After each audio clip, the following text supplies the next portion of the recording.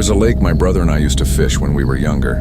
It wasn't the biggest or the most popular spot around, but it felt special to us. We'd bring live bait, mostly crickets or worms, and catch piles of bluegill until our hands smelled like the water itself.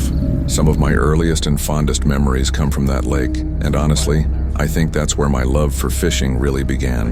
It wasn't about the size of the catch or how many we pulled in. It was about being out there, away from everything, just the two of us with nothing but the sound of water and the hum of crickets around us.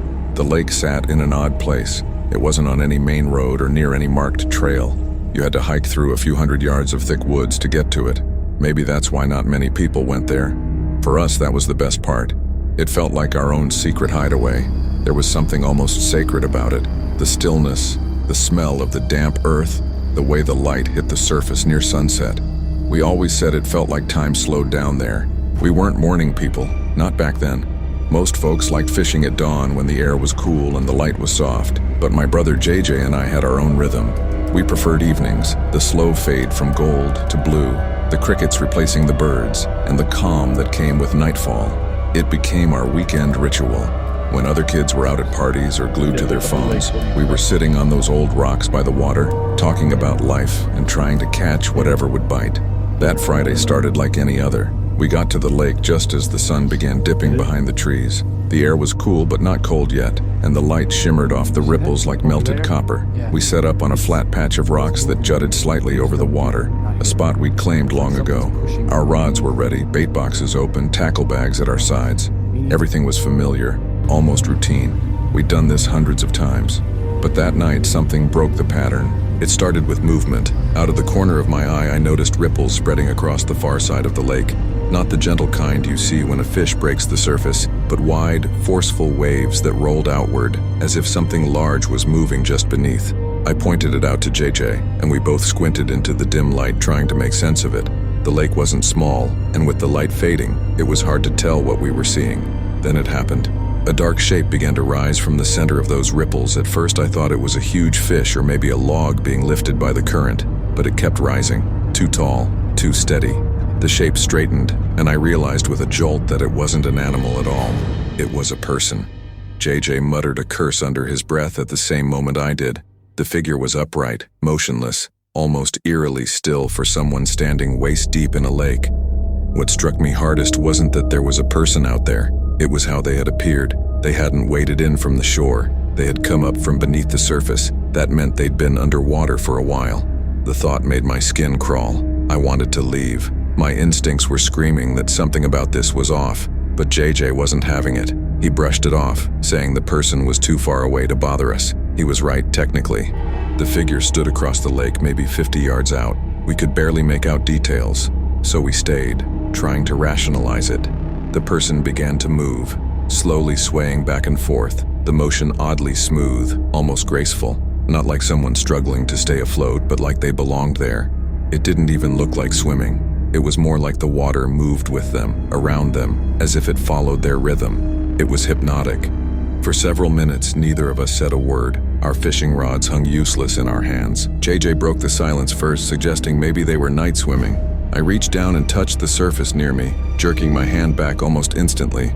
The water was freezing. There's no way anyone would willingly swim in that temperature, not for fun. The idea made no sense. I told him that, but he just shrugged, eyes never leaving the lake. When I looked at JJ again, I realized how pale he looked. His mouth hung slightly open, his line had gone slack, and he wasn't even holding his rod properly. He seemed entranced. I called his name a few times before he blinked and turned to me, muttered a quick "sorry," and tried to refocus on fishing, but it was no use. Neither of us could stop watching. Minutes later, the figure sank back beneath the water, disappearing completely. JJ pulled out his phone and started a timer. I didn't even ask why. We both knew what he was thinking. How long could someone hold their breath? The seconds ticked by. A minute passed, then 2. Still nothing. I remember feeling this strange tightness in my chest, like I was holding my breath with them. By the time JJ's stopwatch hit 3 minutes, I couldn't stand it anymore. I told him we were leaving. He hesitated, saying he wanted to see how long it would take before they resurfaced. I started gathering our stuff anyway, half convinced that whatever we'd seen wasn't human. That's when JJ grabbed my arm and pointed. The ripples were back, but much closer this time, maybe a fifth of the way across the lake. My stomach dropped. Whoever it was hadn't just resurfaced. They'd moved closer while staying underwater for nearly 3 minutes. That realization was enough. I raised my voice, told JJ we were going, and for once, he didn't argue. But just as we stood up, the surface broke again. She emerged slowly, the water gliding off her shoulders and hair. It was a woman. Her hair clung to her neck in dark strands, and she was wearing what looked like a green swimsuit. She looked young, around our age, maybe a bit older, and for a second I was too shocked to feel afraid. There was something disarming about her face, something calm and almost beautiful in the way she smiled at us from the water. She raised a hand slightly and said, "Hi," just like that, casual and friendly, like this wasn't the strangest thing in the world. Her voice carried easily across the water. JJ, being JJ, asked what she was doing out there. She tilted her head back and said, "Swimming." He asked if she was training for something, and she gave a small, teasing grin. "Something like that," she said, then glided a little closer, her movements as smooth as before. Then she asked if we wanted to join her. I laughed nervously and told her the water was too cold, asked if she was crazy. She laughed too, soft at first, then a little sharper. "You'd get used to it," she said. JJ shook his head, but she didn't seem bothered. Her eyes lingered on us, calculating, almost studying. Then her expression changed. Her smile dropped, and her face went blank. For a moment, she just stared. It was that look that set me off again, the kind that feels like someone seeing through you, not at you. I told JJ we were leaving. He didn't argue this time. As I turned to grab the last of our gear, a sound tore through the still air. A scream. It was her. She was screaming no over and over, her voice echoing across the lake. It was so sudden and violent that I stumbled back. Then she started yelling for us to come back, to get in the water with her. Her words melted into something else, screeching, almost animal-like, raw and high-pitched. It didn't sound human anymore. We ran. We didn't stop to look back. I could still hear her shrieking long after the trees swallowed the lake from view. Every few seconds the sound would rise again, closer, then farther, like she was following the echo. I half expected her to burst out of the woods behind us. By the time we reached the car, JJ already had his phone out, calling the police with trembling hands. He told them everything, where we were, what we'd seen. They asked us to wait nearby so they could meet us, but JJ hung up. We wanted out of there. I don't blame him. You'd think that would be enough to keep us away from that place forever. For a while it was, but habits die hard.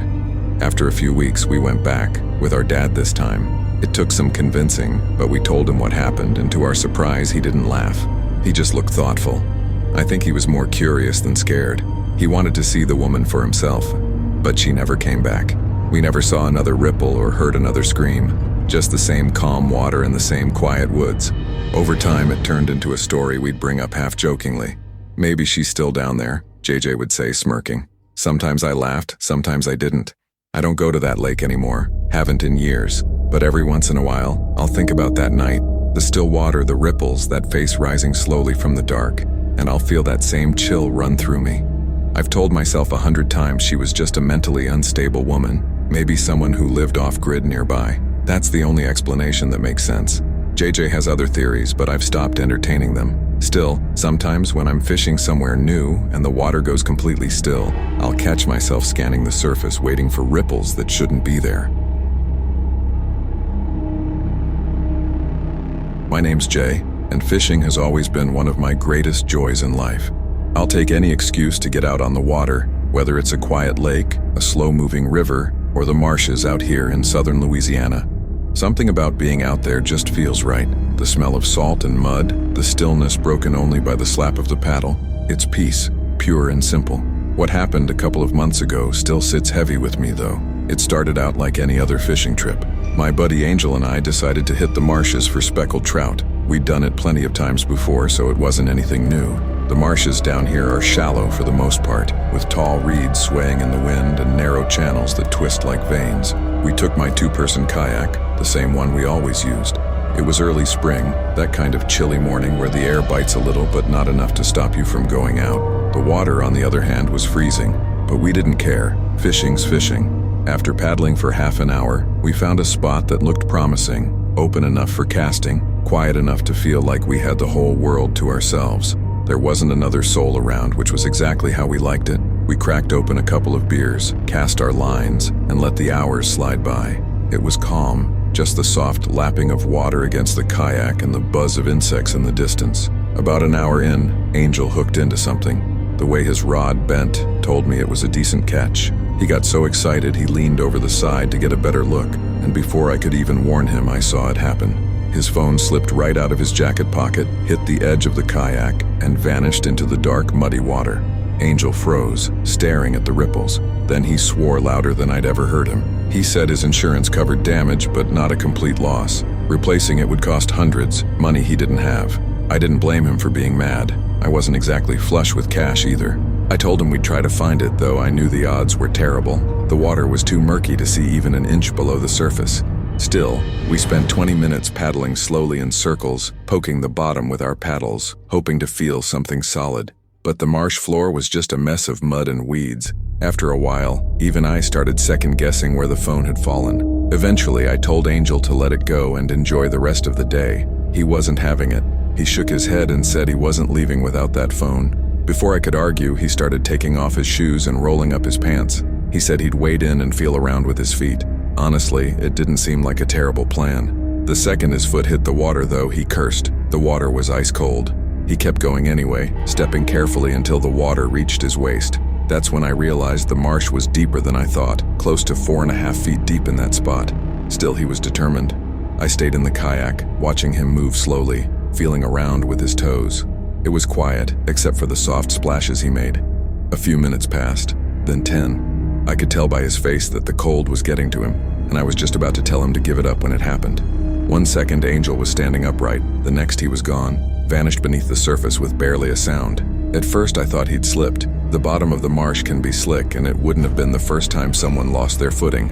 But when several seconds passed and he didn't come up, my stomach dropped. I kicked off my shoes and jacket, ready to dive in after him. But before I could, the water erupted. Angel burst out of the marsh, gasping, covered in mud and weeds, screaming for me to get out of there. His eyes were wild, like he'd seen something he couldn't make sense of. I reached out and helped him scramble back into the kayak, water sloshing everywhere. "Go, go!" he yelled, and I didn't hesitate. We paddled hard, hearts pounding, putting as much distance between us and that spot as possible. Angel was shaking, and not just from the cold. He kept glancing over his shoulder, like he expected something to rise out of the water after us. Once we were far enough away, I finally asked what had happened. His voice was shaky when he answered. He said that while he was feeling around with his foot, something grabbed him. It came out of nowhere, wrapping tight around his ankle and yanking him down. I asked what it was, a fish, maybe a gar or catfish, but he shook his head. He said it didn't feel like a hand, but it wasn't like fins or teeth either. Just something that gripped him, smooth, strong, and fast. He said it started dragging him sideways, deeper into the marsh, away from where we'd been fishing. He kicked and twisted, desperate to get free. Somehow he broke loose and pushed himself up, lungs burning, just in time to reach the surface. I wanted to believe it was just a big fish. It's the easiest explanation, right?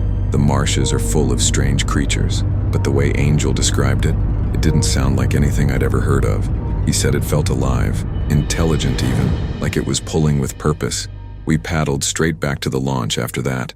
Angel didn't say another word. I tried to lighten the mood, said maybe he'd stumbled onto a monster-sized catfish, but he didn't even crack a smile. He just sat there, silent, staring down into the water. That silence stuck with me more than anything else. I'd known Angel for years, and I'd never seen him like that before, shaken to the point of speechless. After that day, we didn't talk much about it. I did some searching online later, trying to see if anyone had experienced something similar. People mentioned things like eels, snakes, even legends about swamp creatures, but nothing really fit.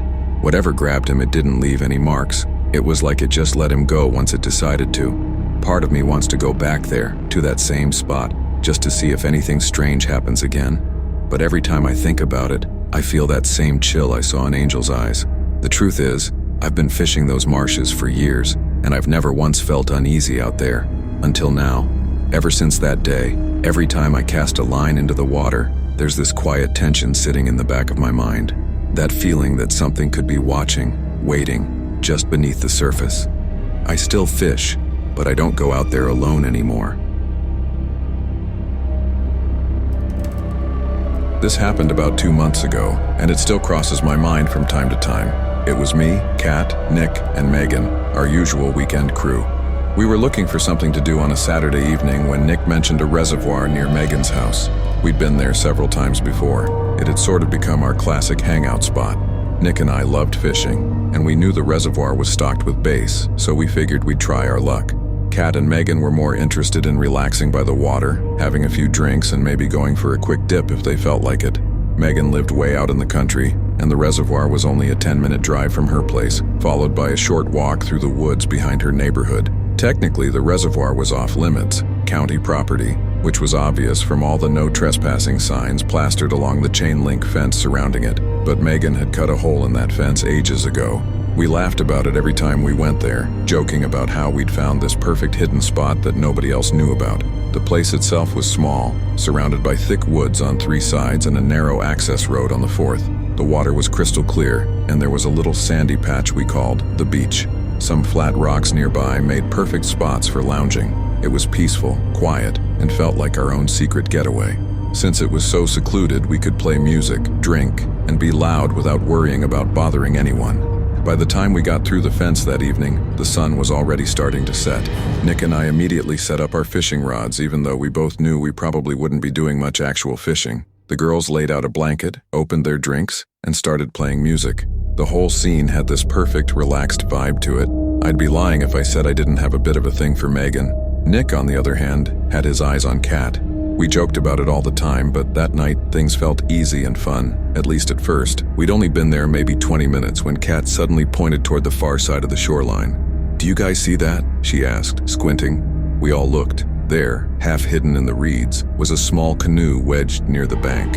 It was sitting at an odd angle, like it had drifted there instead of being tied down. That was strange. We'd been to this reservoir dozens of times over the past year, and none of us had ever seen a canoe here before. Nick and I, being naturally curious, decided to check it out. The girls stayed behind with the music, waving us off when we said we'd be right back.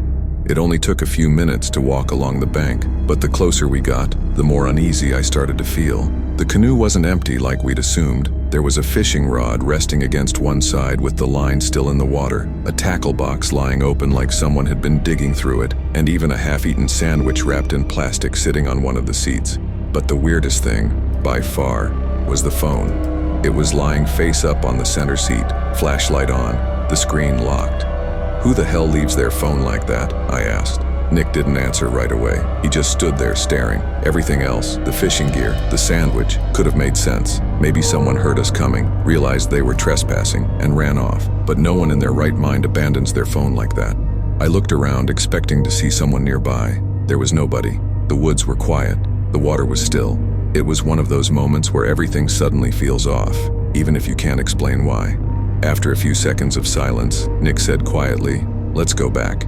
I agreed instantly. When we rejoined the girls and told them what we'd found, I realized how unnerved I actually was. As I described the canoe, the half-eaten sandwich, the open tackle box, the glowing phone, it all sounded creepier out loud. Kat said we should just pack up and leave. Megan agreed, and honestly, I was ready to go too. I remember glancing back toward that canoe, still drifting slightly in the water, and feeling this tight, uneasy pressure in my chest. Something wasn't right. Before we could even start packing, Megan suddenly gasped and pointed across the reservoir. At first, I didn't see anything. Then I did. There was someone standing knee-deep in the water on the opposite shore. Even though the sun had just dipped below the trees, there was still enough light to make out their shape. They were holding something long, maybe a fishing rod, maybe a stick, and they were completely still, facing us. They weren't moving, just watching. It hit me all at once that they must have been standing there for a while, maybe even the whole time we'd been there. The silence was heavy. Nobody said a word, but we all had the same thought. We needed to leave. We started gathering our things, trying not to look too panicked, but inside I could feel my heartbeat in my throat. Then the person yelled. A deep, angry voice echoed across the water, shouting at us to get out. That was exactly what we were doing, but the screaming didn't stop. The voice got louder, more aggressive. He was cursing, yelling incoherently, like he'd completely lost it. And then, the moment that still makes my stomach twist when I think about it, he dropped whatever he was holding and started wading deeper. Within seconds, he was swimming straight toward us. I didn't wait to see anything else. "Run!" I shouted. We grabbed what we could and took off through the woods. I was the last one through the hole in the fence, and as I crawled through, I could still hear the sound of splashing getting closer. We didn't stop running until we reached Megan's car. We piled in, slammed the doors, and tore out of there, speeding down the dark country road back to her house. For 20 straight minutes, none of us said a word. We just sat in her driveway, catching our breath, trying to make sense of what had just happened. Kat was trembling, on the verge of tears. Nick kept looking out the window like he expected someone to show up. I couldn't stop replaying it all in my head. The abandoned canoe, the flashlight on the phone, that figure in the water. Who was that person? Was it their canoe? If so, why was it on the opposite side of the reservoir? And why the hell had they been standing knee-deep in the water, watching us silently before yelling and swimming toward us? Megan suggested maybe the person was the canoe's owner, angry we were trespassing. That would have made sense, except the whole thing felt wrong. If it really was their canoe, why leave their phone behind? Why act like that? Kat wanted to call the cops, but we all knew that wouldn't end well. What were we supposed to say? That we were trespassing on county property and someone yelled at us to leave? In the end, we just agreed to drop it. It's been 2 months now and none of us have gone back. I've thought about it plenty of times, about going there in daylight to see if the canoe's still there, maybe to get some answers. But I can't convince myself to do it. Nick says it's not worth it. Megan refuses to talk about it at all. Kat says she still has nightmares about that man in the water. I guess we'll never know who he was or what really happened that night. All I know is that something about that reservoir doesn't feel right anymore. What used to be our little hidden getaway now feels like a place we were never supposed to find.